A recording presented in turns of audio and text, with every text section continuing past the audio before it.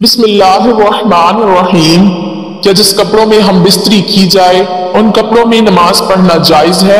Video کو مکمل ضرور دیکھیے گا۔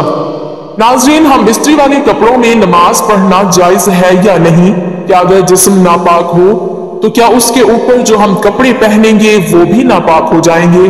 مثال کے طور پر اگر ایک شوہر اپنی بیوی سے صحبت کرتا ہے اور بغیر غسل کے اگر وہ کپڑے پہن لیتا ہے تو وہ کپڑے بھی ناپاک ہو جائیں گے۔ اس بارے میں کیا حکم ہے؟ ناپاک بدن کے ساتھ اگر کوئی کپڑا لگ جائے تو اگر ان کپڑوں پر غلاظت یا نجاست لگ جائے یعنی کہ منی کے قطرے لگ جائیں تو پھر ایسی صورت میں کپڑے ناپاک ہو جائیں گے، اور ہم بستری کرنے سے پہلے جو کپڑے ہم نے پہنے ہوتے ہیں تو ہم بستری کرنے کے بعد وہ کپڑے ہم دوبارہ پہن سکتے ہیں یا نہیں؟ یہ بہت سارے لوگوں کے ذہن میں سوال آتا ہے۔ جس جگہ ہم بستری کی جائے یعنی کہ کسی چادر کے اوپر یا چٹائی وغیرہ کے اوپر یا کسی اور کپڑے کے اوپر ہم بستری کی جائے تو ان کا یہ ذہن ہوتا ہے کہ وہ ناپاک ہو جائیں گے، حالانکہ یہ ایک بہت بڑی غلط فہمی ہے، اس کو دور کیا جانا چاہیے۔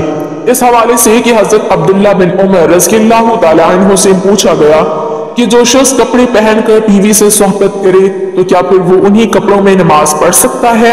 تو حضرت عبداللہ بن عمر رضی اللہ تعالی عنہ نے فرمایا کہ گزشتہ رات میں نے جن کپڑوں میں اپنی بیوی سے صحبت کی تھی انہی کپڑوں میں میں نے نماز بھی پڑھ لی ہے، یعنی کہ کپڑے پاک ہونے چاہیے، یہ نہیں کہ ان کے اوپر منی وغیرہ کے قطرے لگ گئے ہوں تو ایسی صورت میں وہ ناپاک ہو جائیں گے، اور اگر ان کے اوپر نجاست کے قطرے نہیں لگے تو آپ ہم بستری کرنے کے بعد غسل کر کے انہی کپڑوں کو دوبارہ پہن کر نماز پڑھ سکتے ہیں۔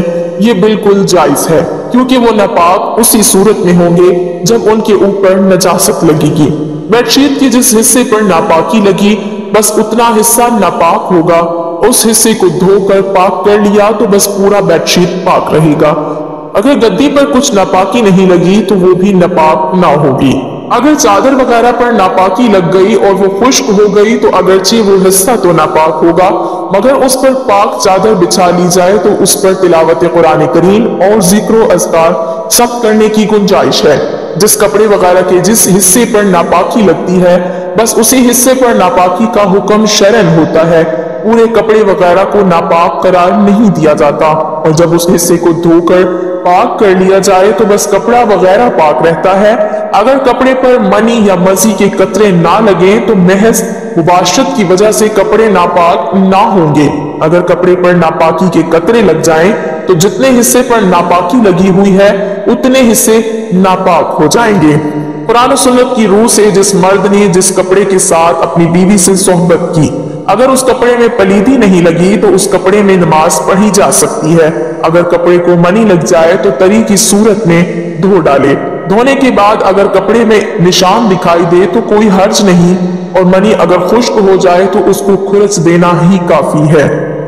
حضرت امیر معاویہ رضی اللہ تعالی عنہ سے روایت ہے، وہ فرماتے ہیں میں نے ام حبیبہ رضی اللہ تعالی عنہ جو نبی صلی اللہ علیہ وسلم کی بیوی تھی ان سے دریافت کیا نبی صلی اللہ علیہ وسلم جن کپڑوں میں مباشرت کرتے تھے کیا اسی میں نماز پڑھ لیتے تھے؟ تو انہوں نے کہا ہاں جب اس میں گندگی نہ دیکھتے۔ ہم استری کے بعد اگر شرمگاہ کو کسی کپڑے وغیرہ سے اچھی طرح صاف کر لیا جائے تو اس سے شرمگاہ پاک تو نہیں ہوتی، البتہ اگر پوچھنے کی وجہ سے وہ بالکل خشک ہو جائے اور کسی قسم کی تری اس پر باقی نہ رہے تو اس کے بعد غسل کرنے سے پہلے جو کپڑے پہنے جائیں وہ پاک ہی رہیں گے، ناپاک نہیں ہوں گے، پر شرط یہ کہ شرمگاہ سے مزید نجاست نکل کر ان کپڑوں پر نہ لگے۔ چنانچہ غسل کرنے کے بعد انہی کپڑوں کو دوبارہ پہن کر نماز پڑھنا جائز ہوگا، لیکن بہتر یہ ہے کہ شرمگاہ کو دھو کر پاک کرنے سے پہلے پہننے کے لیے کوئی الگ کپڑا رکھا جائے۔ نماز والے کپڑے ایسے وقت میں پہننا خلاف احتیاط ہے۔ نجاست غلیظہ مثلاً منی، پیشاب یا پاخانہ وغیرہ کپڑے پر لگی ہو تو ایسے کپڑے پہن کر نماز پڑھنے سے متعلق 3 احکام ہیں۔ اگر نجاست درہم سے زیادہ ہو تو کپڑا دھونا فرض ہے، اگر نجاست درہم کی برابر ہو تو کپڑا دھونا واجب ہے، اگر نجاست درہم سے کم ہو تو کپڑا دھونا سنت ہے۔ پہلی دونوں صورتوں میں اگر نجاست صاف نہ کی گئی تو نماز نہیں ہوگی، تیسری صورت میں نماز ہو جائے گی۔ اگر درہم سے کم ہونے کی صورت میں नमाज शुरू की और किसी वजह से दौरान नमाज ये मिकदार बढ़कर दिरहम के बराबर या ज्यादा हो गई तो नमाज नहीं होगी।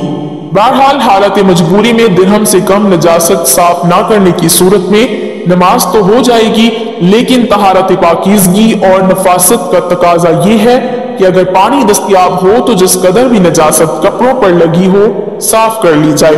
लोगों को दिरहम से कम, बराबर या ज्यादा के चक्रों में ना ही डाला जाए तो बेहतर है।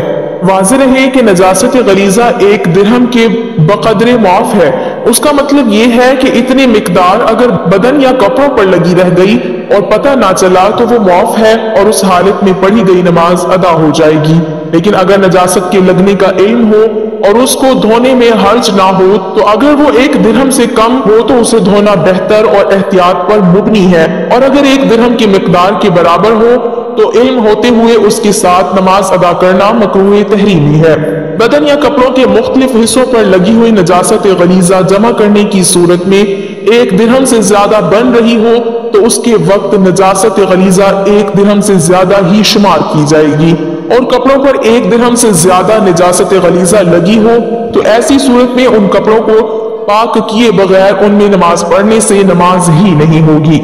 जिस्म पर पहने हुए कपड़ों की मुख्तलिफ जगहों पर नजासत लगी हुई हो तो उसके मुतालिक अल्लामा इब्ने आबिदीन शामी रहमतुल्लाह अलैह फरमाते हैं, कपड़ों में से मसलन अमामा, कमीज, शलवार पर लगी हुई नजासत को इतनी मिकदार में देखा कि जब उनकी नजासत को जमा किया जाए तो दिरहम की मिकदार से ज्यादा तक पहुंच जाएगी, तो ऐसे कपड़ों में नमाज पढ़ना मना हो जाएगा।